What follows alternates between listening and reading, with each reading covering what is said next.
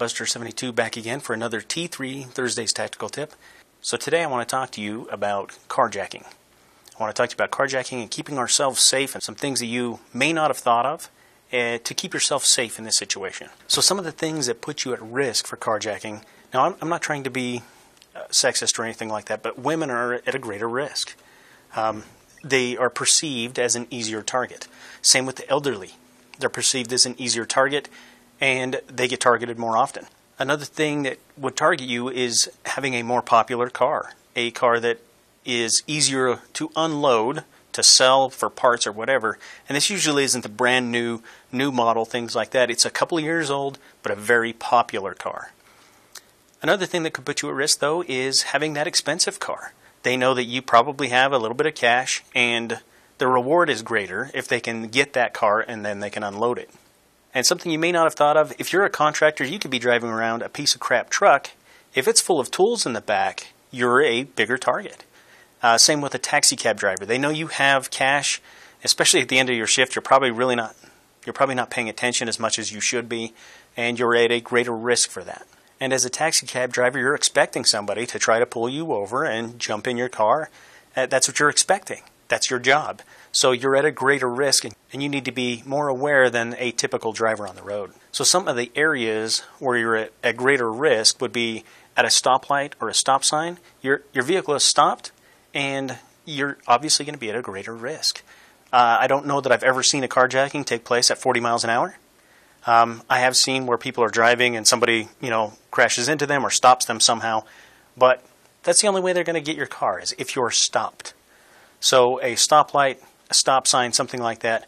Also, something you may not have thought of is railroad crossings. If they see that train is coming to an end, that gate's going to be rising soon, they may try to get your car and then get over those tracks and get away. In the city where I live in, the city buses, they run in that right-hand lane, and that's where all the bus stops are, obviously.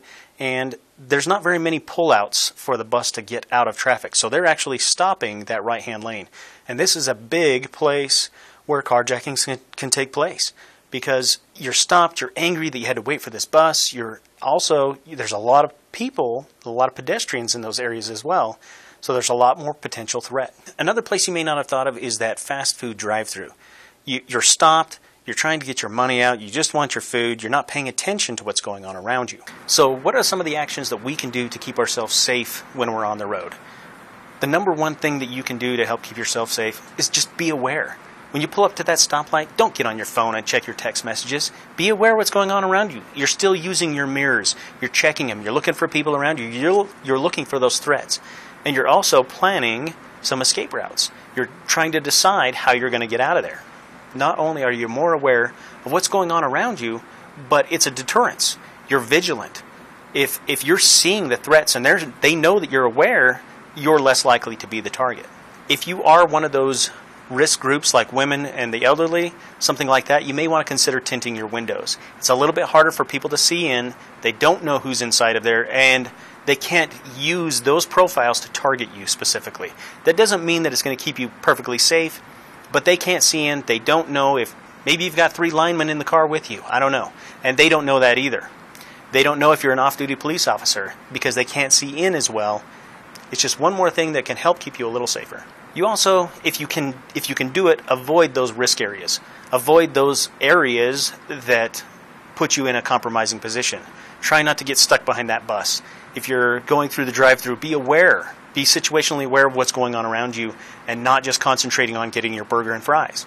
Now, this next one, I don't understand this. I don't understand why people... Why in the world would you not lock your doors? This is probably the best thing that you can do to keep yourself safe. I mean, honestly, I just don't get it. Look up on the internet, look for some videos of carjackings that have taken place, and you'll see that most of them, their car door was unlocked, criminal comes up, opens their door, yanks them out, throws them to the curbside, and jumps in and takes off. Why in the world would you not lock your doors? Have your windows rolled up. Keep yourself safe. Okay, it's not like the movies. You're not just going to smash out somebody's window. If you're a criminal, you're not just going to smash that out with your fist. You might be able to do it, but you're going to get hurt in the process. Breaking somebody's window without the right tools, a heavy brick or the right tools, it's just not going to happen, okay? It's a lot harder than they make it look on TV. Also, you know what? People are in so much of a hurry. They're right up against that car in front of them. They have no escape route. They're trapped. They've trapped themselves in traffic. So what I like to do, I look at the hood of my car, and if over the hood of my car, if I can see the tires in front of me, all of the complete tires of the vehicle in front of me, I know that I can turn either direction and make it around that vehicle. Another thing to be aware of, if you have a manual transmission, don't put it in neutral, okay? When you come up to that stop sign or the stoplight and you're waiting in traffic, don't put it in neutral and take your foot off the clutch. You are not ready to move that vehicle if necessary. Yeah, you're waiting and you think, oh, I'll have plenty of time once the light turns green, but what if you need to move before that? What if you need to use those escape routes? You're not ready. And I've seen people with automatic transmissions put it into park even. They put it into park so they can get on their phone and do all that kind of stuff. They're not ready for any sort of action. And really that's the key, is being ready. Being aware of your surroundings and being ready to do something. So anyway, guys, I hope you liked this video. Please leave any comments you have below.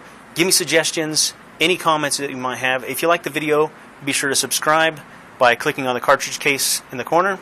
And until next time, take care and be safe.